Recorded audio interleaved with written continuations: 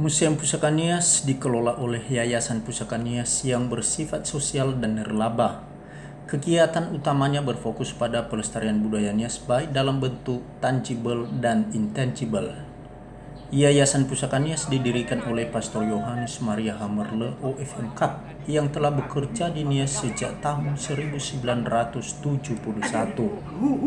Sejak diresmikan, museum ini telah memperluas kegiatannya yang juga mencakup pendidikan, penelitian, kesadaran lingkungan hidup, dan pariwisata berkelanjutan. Hari ini Kompleks Museum Pusaka Nias telah menjadi salah satu atraksi wisata yang paling penting dengan taman rekreasi yang indah, sangat populer dengan masyarakat lokal dan wisatawan yang berkunjung.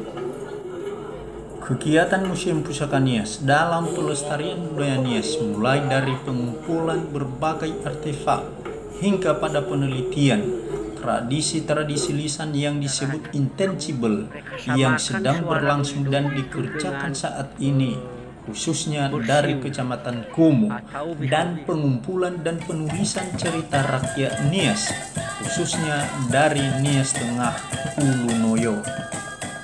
Karena COVID-19, Museum Pusaka Nias kandas. Seluruh kompleks museum harus tutup. Keempat penunjang museum telah hilang. Donasi dari pengunjung melalui karcis donasi, kafe, penginapan, dan sewa ruang pertemuan. Singkatnya, tidak ada lagi penghasilan yang menjadi penunjang kegiatan selama ini.